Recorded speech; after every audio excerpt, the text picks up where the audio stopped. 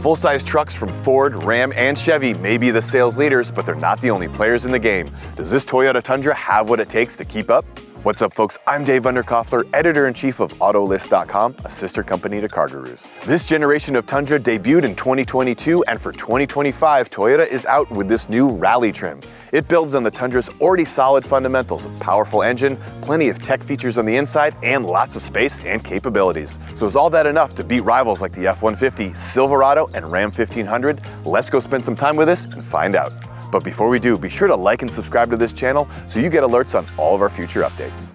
All right, as I mentioned, this generation of Tundra first debuted for 2022, so this 2025 model really hasn't changed in terms of styling, but what is new is this new rally package, and you're gonna see hints of it throughout the entire truck. The main thing is this decal here. You're gonna see that inside and out. This package also has unique 18-inch alloy wheels. There's Bilstein off-road shocks. This package also comes with skid plates. You have an electronically controlled locking rear differential. This also comes with some off-road driving modes and crawl control, which is essentially like a low-speed cruise control for when you're driving off-road. Pricing on the rally package is about $8,600, bringing the total sticker price for the truck you see right here to about $62,000, including destination. The entire Tundra lineup ranges from about $42,000 all the way up to $82,000 for the fully loaded capstone version. All right, let's take a look under the hood. There are two different powertrain options you can get on this generation of Tundra, and neither of them are a V8, but that's not necessarily a bad thing. We've got the base setup. This is a twin turbocharged V6, 3.4 liters. It makes 389 horsepower and 479 pound-feet of torque. It's paired with a 10-speed automatic transmission and either rear-wheel drive or, as we have it in our tester, four-wheel drive. It's rated by the EPA at 17 miles per gallon in the city, 22 on the highway, and 19 overall.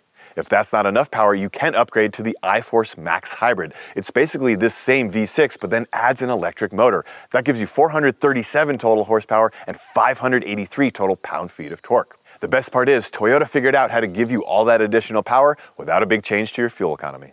And then when it comes to truck stuff, this Toyota definitely has you covered. It can tow up to 12,000 pounds when properly equipped, and it has a payload of about 1,940 pounds. And those numbers are certainly impressive and will definitely be useful in many situations you find yourself in, but they do lag behind key competitors from Ford, Chevy, and Ram.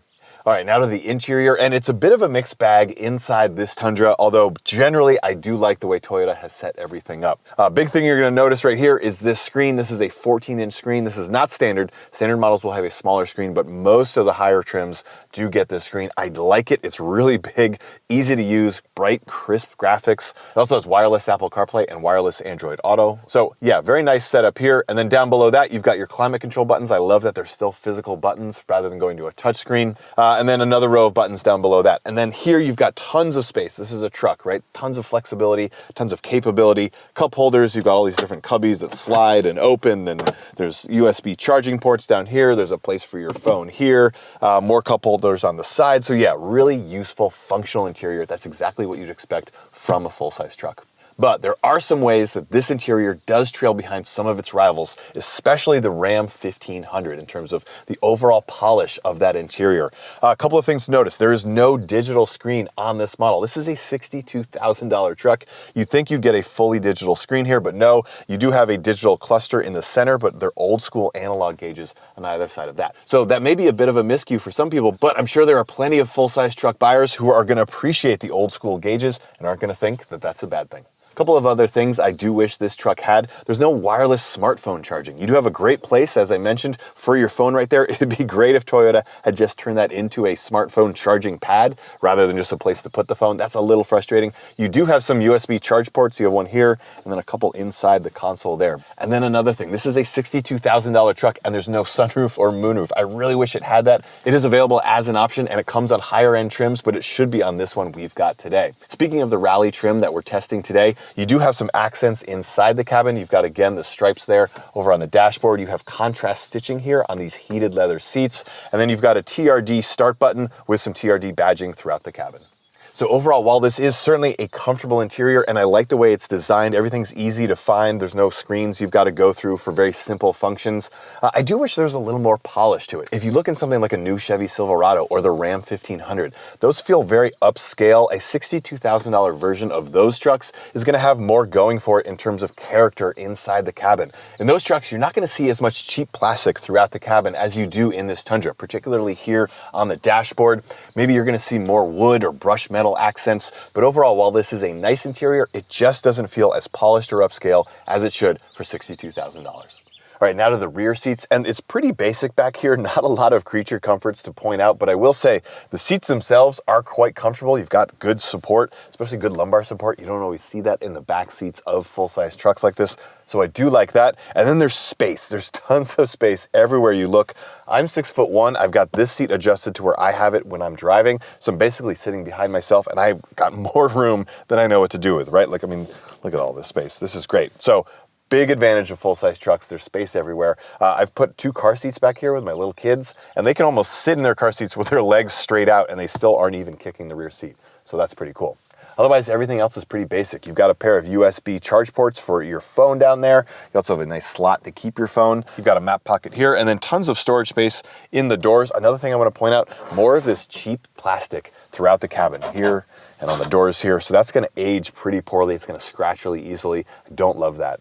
But one of my favorite things about this entire truck overall is a feature you rarely see on full-size trucks. It's that this window, the entire window, slides all the way down. You've got a power button up by the rear view mirror. It's a great feature, it's functional, and just it's a nice way to bring a little more air into the cabin, especially when you don't have a sunroof like our Tester.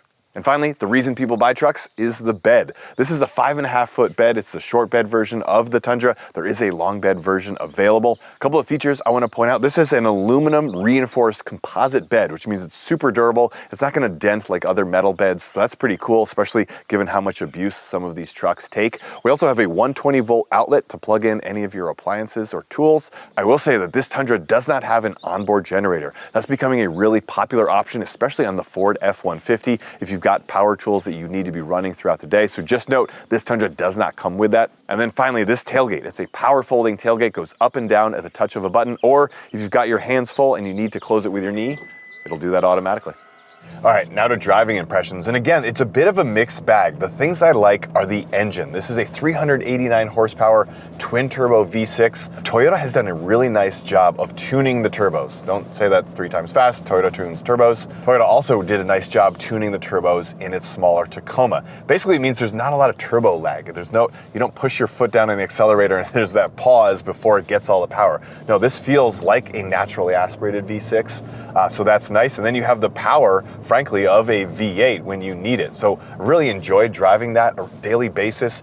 You don't need the extra power of the hybrid version of this engine. I haven't been in a situation where I felt you needed that. So that's pretty cool. The base engine kind of does everything you want it to do. I will say that fuel economy is a big miss on this truck. If you remember, it's rated at 17 miles per gallon in the city, 22 on the freeway, 19 overall. I've been driving it in mixed conditions, right? Some on the freeway and then some around town. And right now I'm averaging 14 miles per gallon, and that's while keeping this truck in rear-wheel drive. So definitely not living up to expectations. That's a bit of a miss in my mind. A couple of other things I like. This ride quality in this truck is pretty good for a full-size truck. It still feels like a truck, but despite having the more off-road oriented Bilstein shocks with this rally package, very comfortable ride. You could drive this every day. I also think part of that is because we've got smaller 18-inch alloy wheels. We don't have huge 20-inch wheels with thinner tires. So meaty tire on this truck, but yeah, it definitely feels comfortable to drive every day. Another thing I like is that the seats and just the cabin in general, it is a comfortable truck to spend some time in, whether that's city driving or on the freeway. But like I said, it is a mixed bag. Some of the things I don't like, look, no one buys a full-size truck to get sports car handling out of it. But for what it is, this Tundra does feel a little numb. It feels a little ponderous when you're going around curves. The steering, I don't like. There's not a lot of feedback from the steering. Some of its rivals will feel a little sharper, a little more in tune with what's happening on the road. Like I said, this isn't supposed to be a sports car, but you could be a little better tuned than what Toyota's got on this Tundra. Finally, visibility. It's good on this Tundra, but not great. You'd think full-size trucks would have this great commanding view of the road in front of you, but for some reason this cabin just feels a little shrunken down, a little compressed, so you don't quite have the visibility looking out that you might think. You've also got kind of a thick A pillar right here, and then over my shoulder a really big B pillar, which means when you're looking over there to see if there's cars as you're changing lanes on the freeway, that can be a little bit of an issue. So good, not great on this Tundra. All right, folks, there you have it. Our review of the 2025 Toyota Tundra with the Rally package. Pros? Well, we love this space engine for its power and the way Toyota has tuned the turbos. There's also the comfortable interior that's really easy to live with, and this truck has plenty of space inside and out.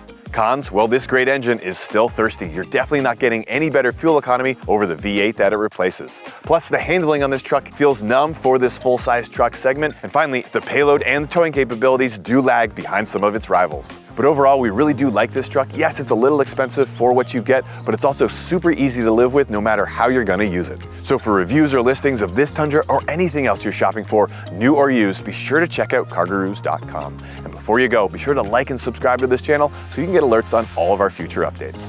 We'll see you out there.